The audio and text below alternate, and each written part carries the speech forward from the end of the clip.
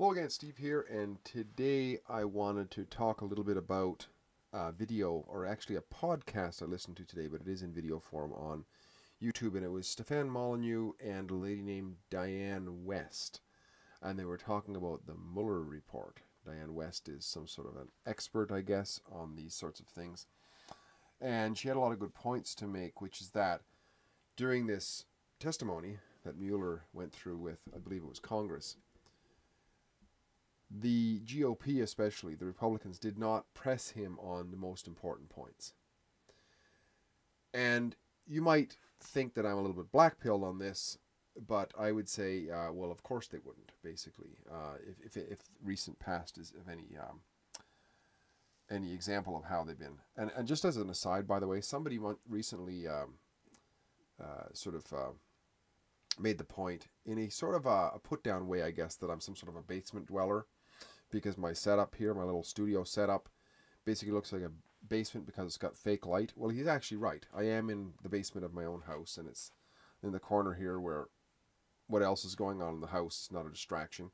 So yes, it's a bit of a mess, and I got basically construction lights here and there around the place to give some light. It's not the greatest light, I admit, but anyways, whatever it is, that's fine. I am a basement dweller, and a bit of a neckbeard, by the way, right now. So, not MGTOW yet, though, by the way.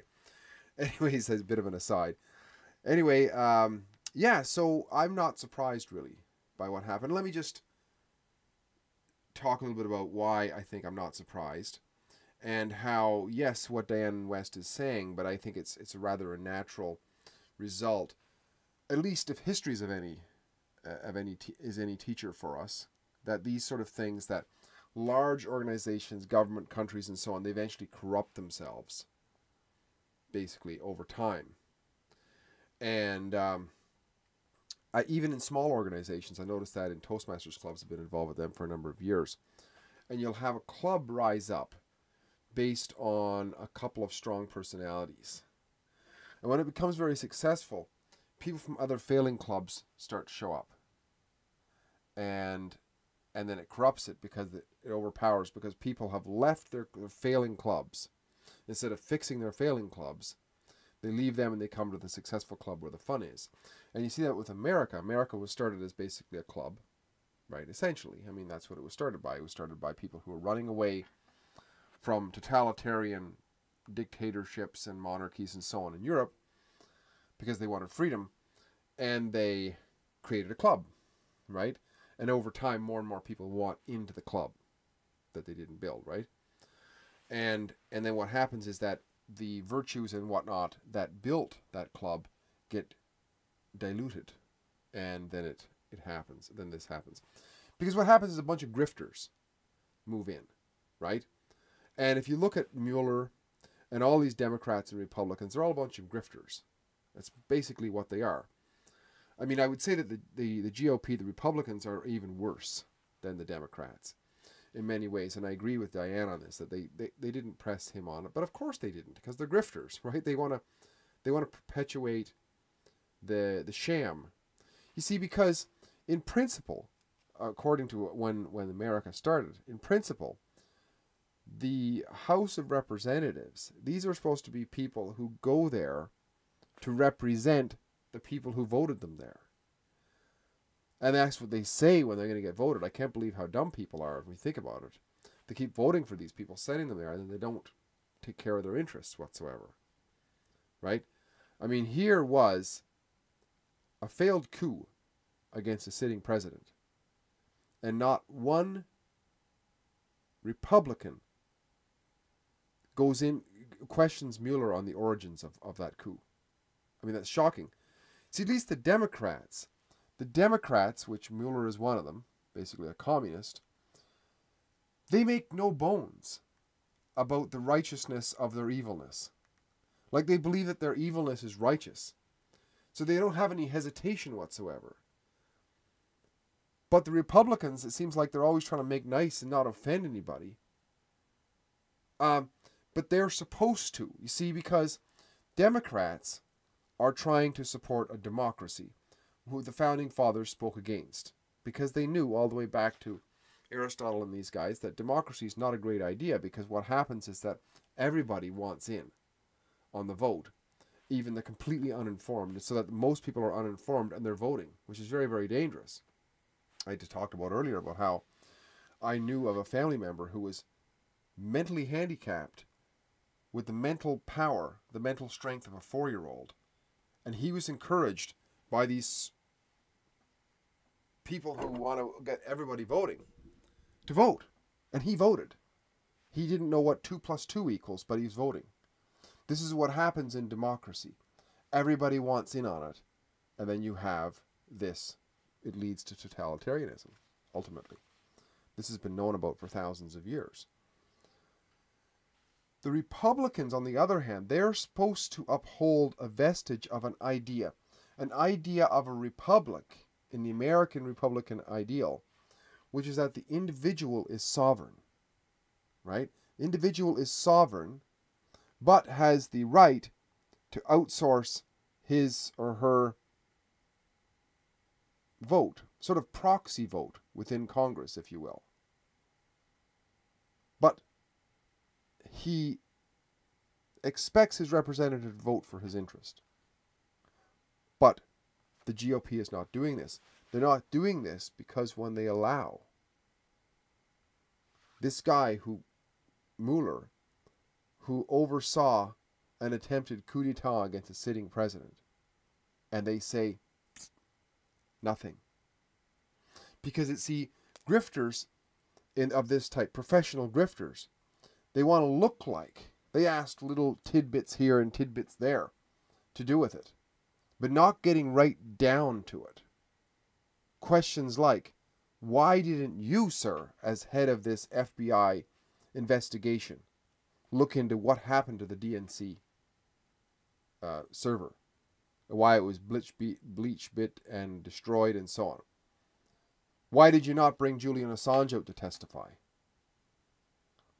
What happened to Seth Rich when he started talking about a Bernie supporter who seemed to just disappear during he committed suicide with several bullets in the back of his head or whatever? No questions about stuff like this. Absolutely staggering. So it means that they're not representing the people, because people want to find this stuff out. A lot of people want to find this out. Which means that they are, they're like people who get into the swamp, basically, eventually. They're almost a lot of them, sometimes not even consciously, but the lot of them for sure are grifters of some sort. They're swindling, basically, right? Money, but they're not doing the job that the people sent them there to do, right?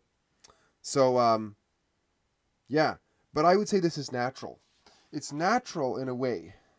I know that Stefan Molyneux often talks about how, don't get down on the idea that things are inevitable. Well, they're not inevitable completely, because if we talk about them and we finally wake up, enough people wake up, we can reverse the course, or at least soften the course of a crash.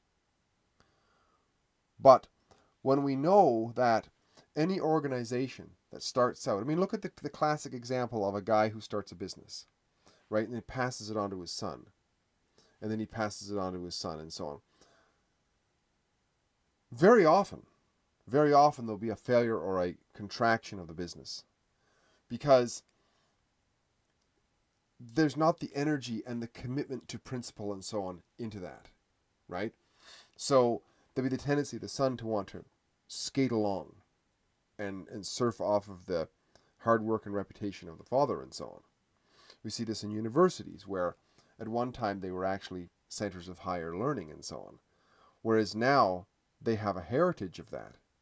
And they have beautiful halls and beautiful buildings and great courtyards and so on, and lots of old class pictures and so on.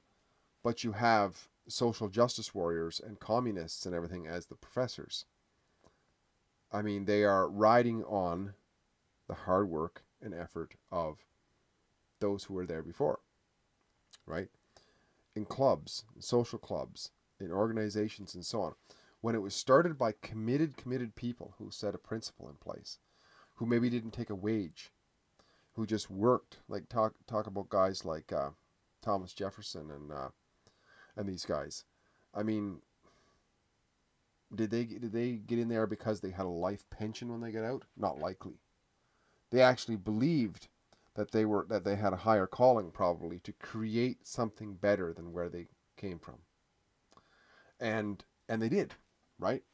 But and when they created so much freedom for people, there was prosperity and everything was great. Like, you have this trajectory when things start off. Been involved in a couple of Toastmaster clubs rebuild and so on. And in the beginning, it's tough because everything's in shambles. It's like you're in the wilderness, like creating a new colony somewhere, right? But then when things start to happen, it starts to roll and it starts to get exciting and everybody's having fun and so on. And then you see people wanting to come in. They're coming in sometimes from other clubs that are failing. And we see this with, and then you have people who will coast, right? Because the next bunch of executives and so on, they might not be as committed. I'm not saying they're grifters and so on, but it's the nature, especially when there's lots of money involved in politics, which there is. I mean, you get these guys who get in to politics, the Obamas and Clintons and so on. They only make a couple $100,000 a year in their job. A few years later, they have like $100 million or something. How the hell does that happen? Well, because it's very lucrative, right?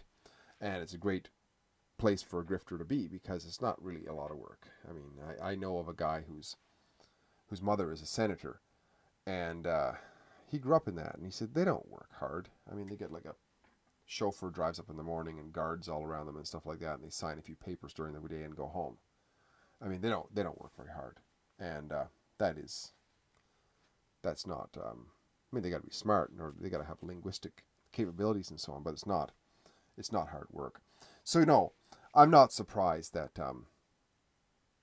that the Republicans didn't ask Mueller the hard questions, because they're in the same racket, I would guess, and there must have been a deal brokered ahead of time that okay, these things are not going to be talked about. We're not going to talk about Seth Ridge, and Dianne West mentioned this too. We're not going to mention Julian Assange. We're not going to mention the bleach bit. We're not going to mention the Hillary Clinton's server and the DNC server and a bunch of things. We're just not going to mention them for whatever reason. Because, well, we don't care if the people want to know, because we're not here to serve the people. We're here as grifters. Let's all agree with that in the room right now, shall we? And you know, and that's why one of the reasons they all hate Trump so much is because Trump, even though I disagree with him in a lot of things, he doesn't play by those rules. Right? Because I think he, unlike some of those people, I think Trump actually does care. It doesn't appear like he does at times because he's racking up the national debt like it's going out of style. But maybe he doesn't have control of that yet. I don't know. So, yeah. And I have said many years ago that I think Trump's, not many years ago, a few years ago, that you know, Trump's presidency may end in tears.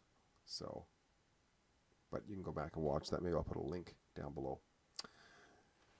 Anyways, a bit of a ramble here tonight. I haven't done a podcast in a while. I've been pretty busy, so hopefully you can get back into it more regularly. Anyways, if you like what I'm doing, please like, subscribe, and share. And we'll talk again soon. Bye for now.